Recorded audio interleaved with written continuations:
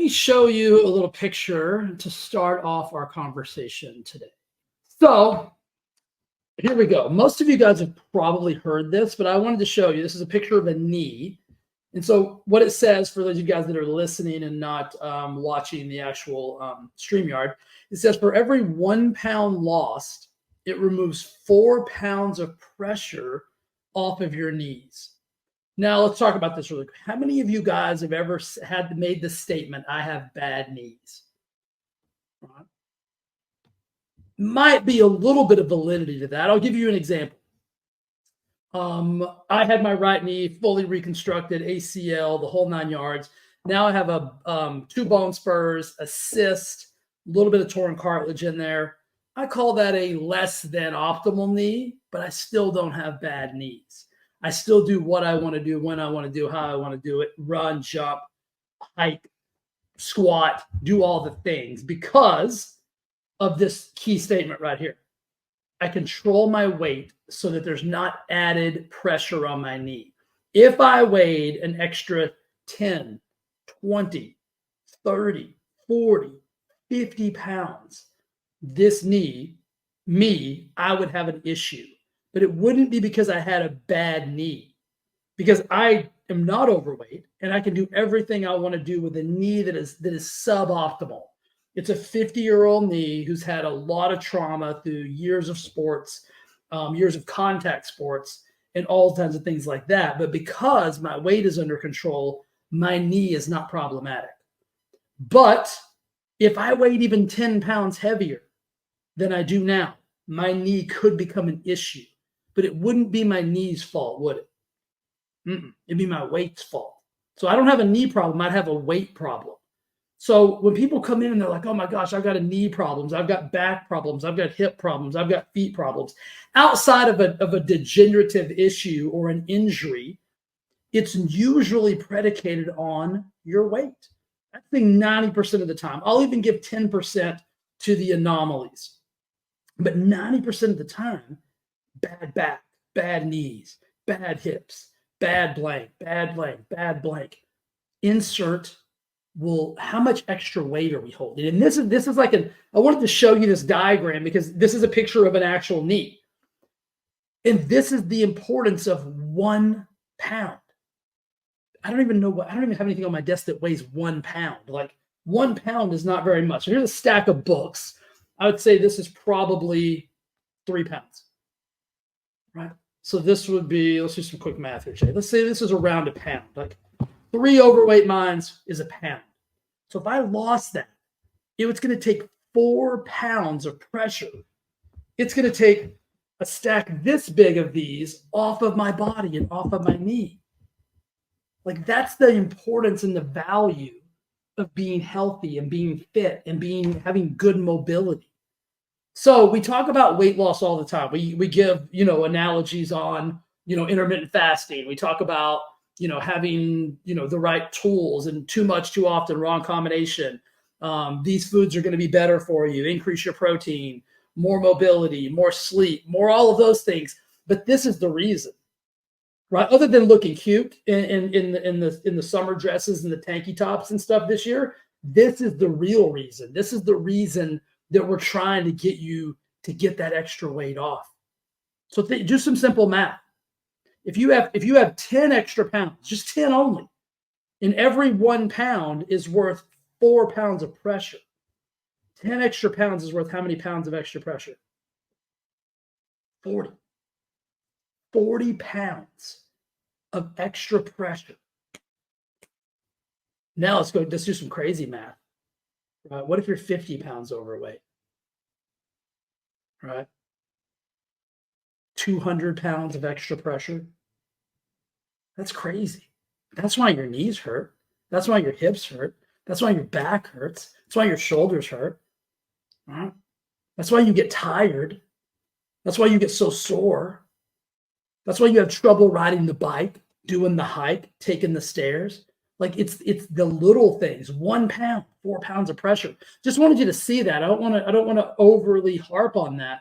But I think sometimes in life, when we actually get a visual of what it is that we're talking about, it makes a huge difference. So that should really be ringing home for you. Okay. So today we're going to talk about motivation. But before we do that, I want to show you this little diagram. So you can see the balloon on the right, the red balloon says discipline. And that discipline is just kind of staying right there in the middle where it needs to be.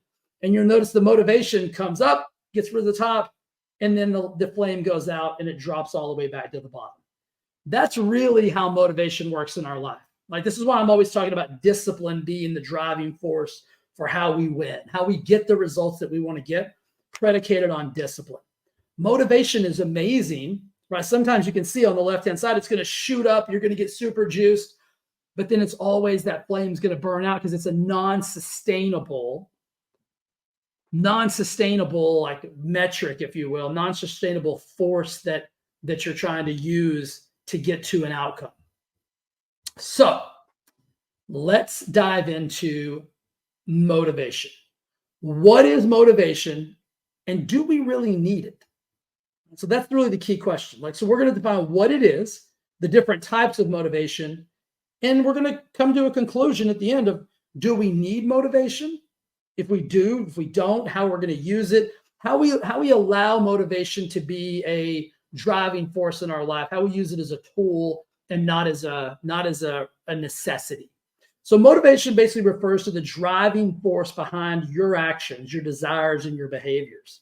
It's the internal and external factors that stimulate you to pursue goals, tasks, and outcomes. Motivation is what energizes you, directs you in the direction of your behaviors, and sustains your efforts over time. But there's two types of motivation. There's intrinsic and extrinsic motivation. So intrinsic motivation is the type of motivation that comes from within oneself, right? Intrinsic. It involves engaging in activities because they're inherently rewarding to you, they're enjoyable to you, they fulfill something that's inside of you. An example of intrinsic motivation would be like pursuing a hobby because it brings you personal satisfaction, studying a subject out of genuine interest. And then extrinsic motivation is the motivation that comes from the external forces in your life, such as reward, punishment, social pressure. And it involves engaging in activities to earn a reward or avoid a negative consequence. Examples of extrinsic motivation include, like when you were in high school, when you studied to earn good grades so you could get rewarded with the praise of your parents. Working to receive a paycheck, so doing a good job at your work so that they pay you at the end of the week. Or exercising, preparing, practicing in order to win a competition because you're going to get the trophy at the end of that. So weight loss kind of falls into this extrinsic motivating realm because you're trying to get a reward and you're trying to avoid the punishment of being out of shape. But there also has to be some intrinsic value in that if you're really going to succeed. And this is where this gets a little bit interesting. It's an extrinsic motivating factor, but you're gonna have to cultivate or manufacture some intrinsic, internal interest in the actual subject matter, which is you, your weight loss, your success, your happiness, in order for you to get fulfilled on that. So motivation can be influenced by various factors. So one of those factors is personal goals and values. You guys heard me talk about my values are more important. My core values are what drive all of my decisions. So my motivation is to make sure that I'm living by the standards of my core values, and my personal goals, I don't negotiate with those. So therefore my personal goals are strong enough so that I can use motivation when it's available to get to those goals and to exercise those values. But also I have to couple that with the discipline that I talked about earlier. The second thing that can influence motivation is expectations of success or failure. This really goes along with your standards of life. Like, what are your standards? What are your expectations of yourself? I think a lot of times we think about what our expectations of other people are, but we tend to give ourselves a pass on our own personal expectations. And so when you look at that from that perspective, It's what are your personal expectations of success or failure? And so for those of us that keep our promises, we do what we say we're going to do, we set a goal and we go after it. We're playing the long game and not the short game. We know that we're going to get that success as long as we don't quit. Others that have broken so many promises that they're no longer even promises, they're just ideas or thoughts, have subjected themselves to the failure of that over and over again, and that can be demotivating. But for somebody who is not breaking promises, for somebody who's not falling back on their excuses and the lower level frequencies of their lives, the thought of failure can be absolutely extrinsically motivating, because you don't want those feelings. You don't want the feeling of not doing what it is you say you're going to do. And I think about it in this analogy.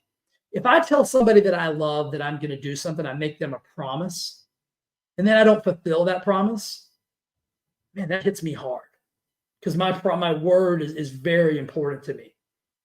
I have that same exact feeling if I make myself a promise. Most people don't, because they've broken so many promises to themselves that the feeling of, man, I wish I wouldn't, the sadness and the contempt that you have for your lack of willingness to do what it is you said you were going to do has kind of gone away. A third thing is past experiences and achievements. The more you win, the more you want to win. The more success you have, the more success you're going to want to have. And this is why people struggle who have not achieved the results that they desire to achieve in the time frame that they set out. So the analogy is this: most people underestimate what they can achieve in a lifetime and overestimate what they can achieve in a very short period of time. So most people who have a weight loss goal, let's stay on that theme, they overestimate the capabilities of what they're going to be able to lose in such a small time frame. And then they get discouraged because they didn't lose those 50 pounds in 3 weeks, right? Very unrealistic number, but that's how the human brain works. And if we can recall past experiences, everything that we've achieved in our life is probably taking a little bit longer than we thought it would. You know what I mean?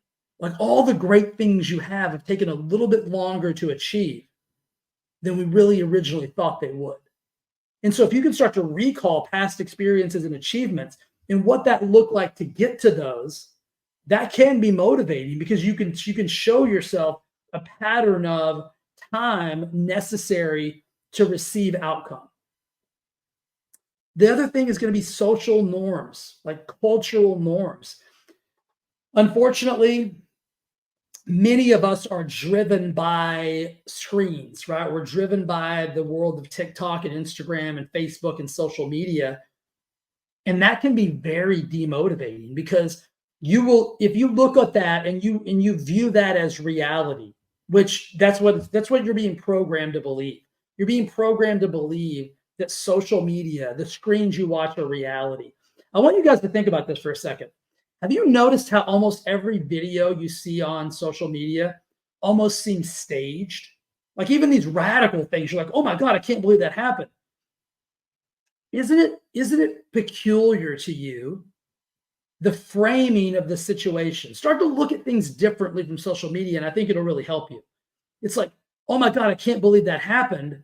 But there just happened to be a camera set up with either a person behind it or a tripod and a play button in somebody's hand, where this perfectly orchestrated event was acted out, and the outcome was this, oh wow, this shocking thing, almost like a dramatic cinema moment. Have you noticed that that's what social media is now? It's really not like, pictures of puppies doing weird stuff. I mean, there's some of that as well. And there is some real raw, uncut stuff. But for the most part, it's all manipulated content, right?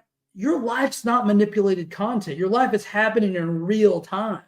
These things you're watching, and these people you're watching, and these scenarios you're watching on your screens aren't happening in real time.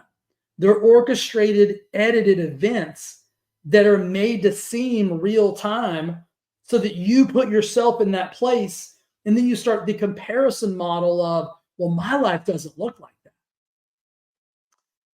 That's where social media can be uber unmotivating, but there's also some really cool stuff on there as well. Right? There's also some really motivational videos of, great speakers and, people doing really, awesome feats. Like I love watching like 90-year-old grandmothers like, lift weights and like do really cool stuff. Like that can be a motivating factor. Or, hearing somebody, just use motivating language can be really powerful. So just be very careful how you're using your screens to either motivate yourself or demotivate yourself. The next thing that can influence motivation is going to be environmental factors, right? Just the world around you. Like we see the world as we are, not as it is. And so the environment that you are surrounding yourself with is going to influence your motivation. If you're around people that have a demotivated life, use demotivated language, use negative language, use, drama, all the things, right? That's going to be problematic for your level of motivation. But if you're around somebody that when you walk out of that room, you're like, I feel like I just had 3 cups of espresso and I'm ready to run through a brick wall. Like make sure you're surrounding yourself with people like that you want to be, extrinsically motivated by to create some internal fire within you. And the last one is going to be your emotional state, your mindset, right? What you're excited about, what you're fearful of, what you're enthusiastic about, what you're challenged by.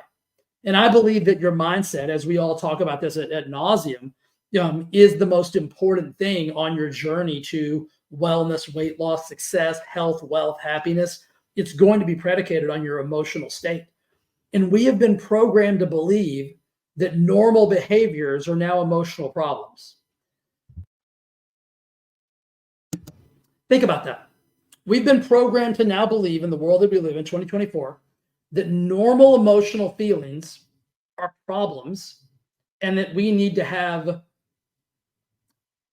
external, mediation to help us with those particular problems. Like, our feelings have now become diseases. Our emotions have now become disease states where now we identify as someone who is blank, someone who has this emotional, their feelings, their emotions. They're the same things you felt your entire life. They've now just been labeled. And through that labeling, it's made you feel like you've now got a problem.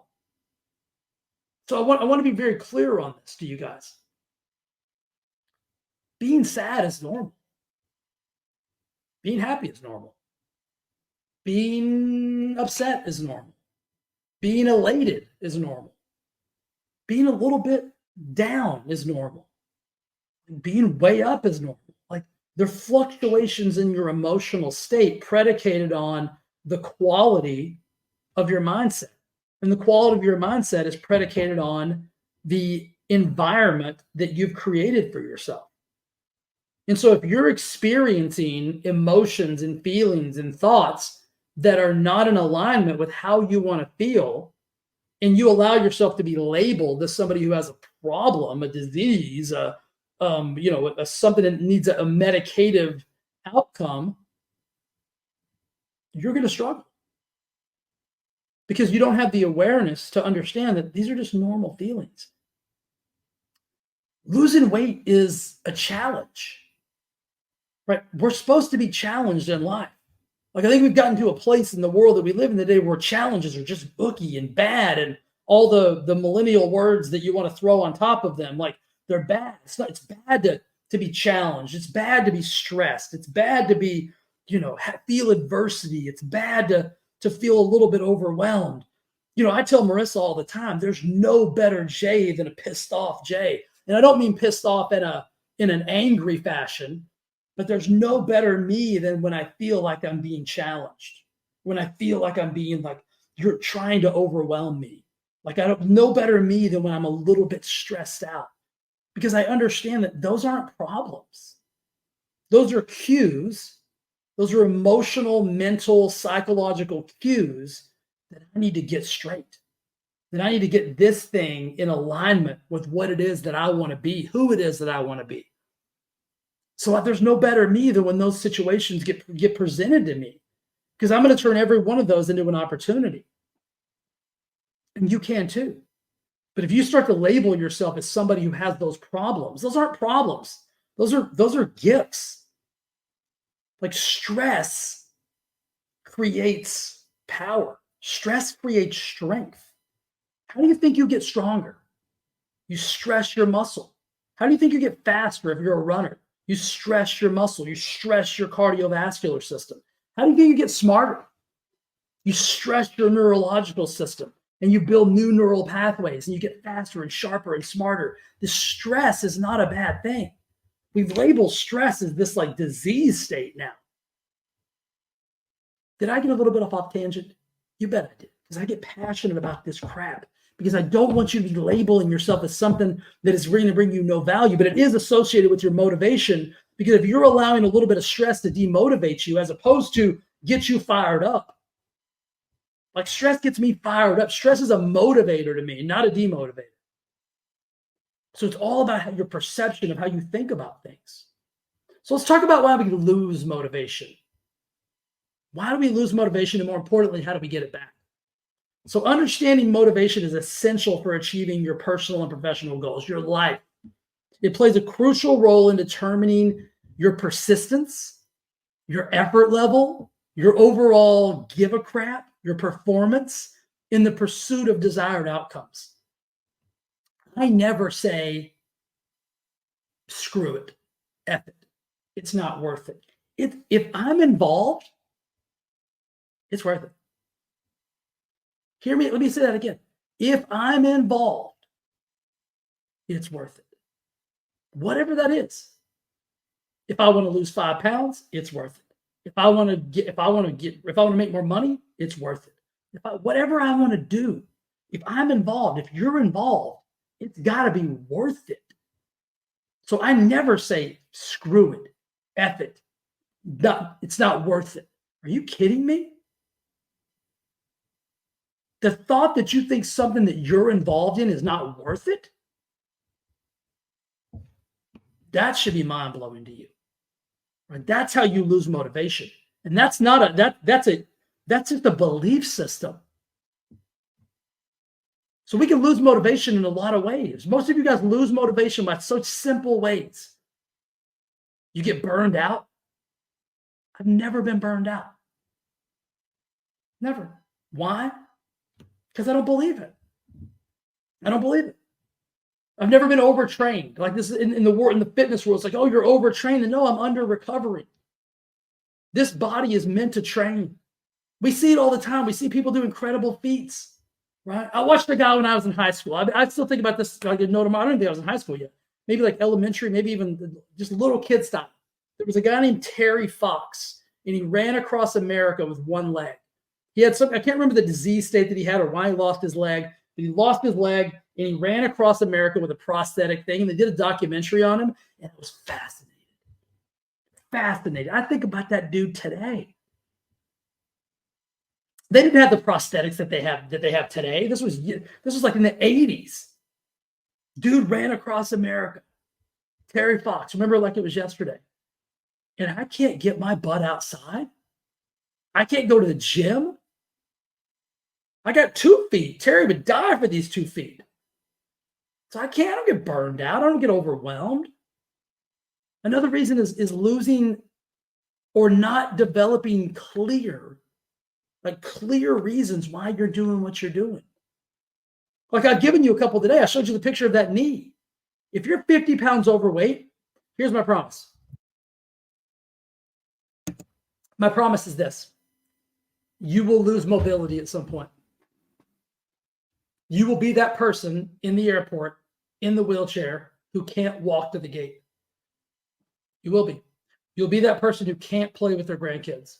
You'll be with that person who can't go on vacation because they can't walk. That's just factual.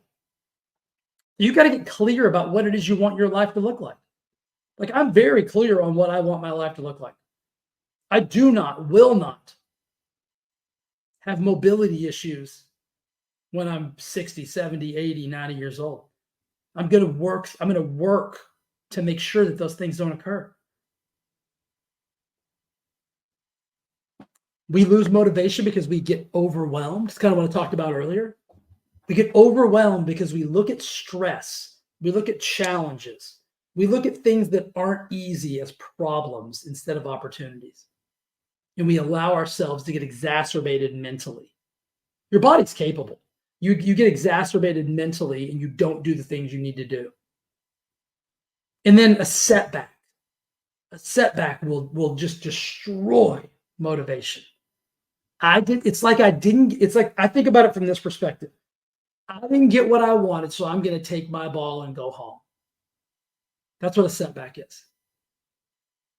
Instead of just working harder. Like I look at this as an analogy. Like I look at it from a sports perspective.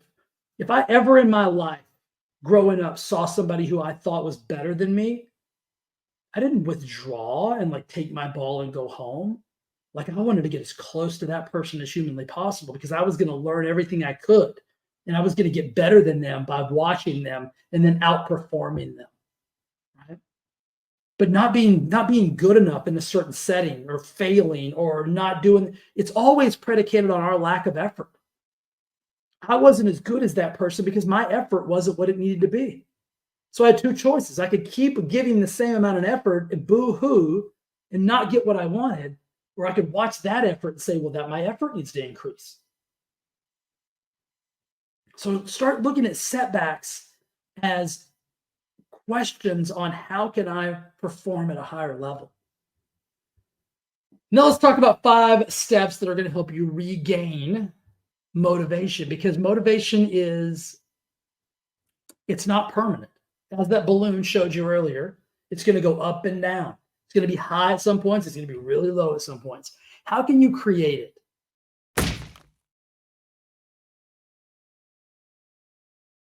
Quick moment to talk about the sponsor of this episode.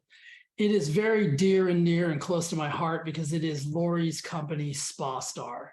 If you ever had the opportunity to watch someone create something from a thought or a vision and make this magical thing actually come to life, well, then you'll know why I'm so extremely proud of her and why I'm so excited to have her sponsoring the Thrive Forever Fit Show. If you've listened to my podcast, then you probably heard her on episode 259. If you haven't heard that, I would go listen to episode 259 as soon as you finish this episode. She talks about the story of how she created it, the adversity she overcame, the challenges that she worked through, and just the inspirational story that I know you're absolutely going to love. But what Spa Star is a luxury wrap. And it was created as a spa wrap for people who were getting beauty treatments. But what we found out is it is a piece for everyday life. People are wearing it as swimsuit cover-ups, resort wear, just to get ready in the mornings or for that special event. It is the most unique piece. And I've actually worn this thing several times. I was the actual first model for this. Maybe I'll show you guys some photos of that, Fred, when the time is right. But it is such a cool creation called the Get Ready Wrap by Spa Star. And because you're a listener, you get 15% off today because you support me. So just go to spastar.net, spastar.net, the word spa, the word star.net.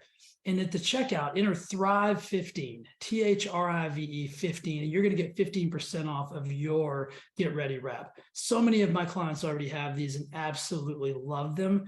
We're selling them all over the country and all over the world, for that matter, to high-end luxury spas and to people just like you that are using them inside of their own homes. They're traveling with them. They're using them at the pool. It's so really just unbelievably cool to see and witness. And I'm so blessed to be a part of it. And I'm so blessed to have Lori actually sponsoring my podcast, which I think is really, really cool. So go check out Spa Star. I know you're going to love it. It is the coolest thing ever. And guys, this isn't just for ladies. This is one of the coolest gifts you could get any female in your life, for that matter.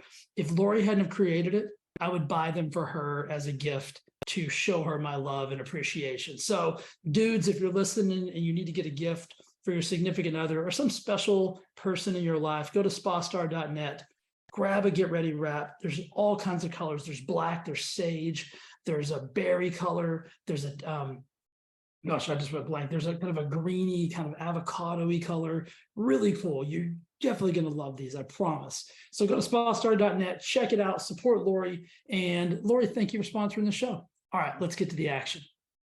I hope you guys enjoyed that show as much as I did. And I want to say from the bottom of my heart, I am so thankful and so grateful that you take the time to listen to the show every week. And it means the absolute world to me. If you've got a little bit of time, it would mean everything if you would go and give the show a 5-star review on whatever platform you're listening on, as well as share it with a friend or family member that you think might find value in the show. And again, I want to thank you from the bottom of my heart for being an awesome human and listening to the Overweight Mind podcast. Thanks, and we'll see you again next week. All right, bye.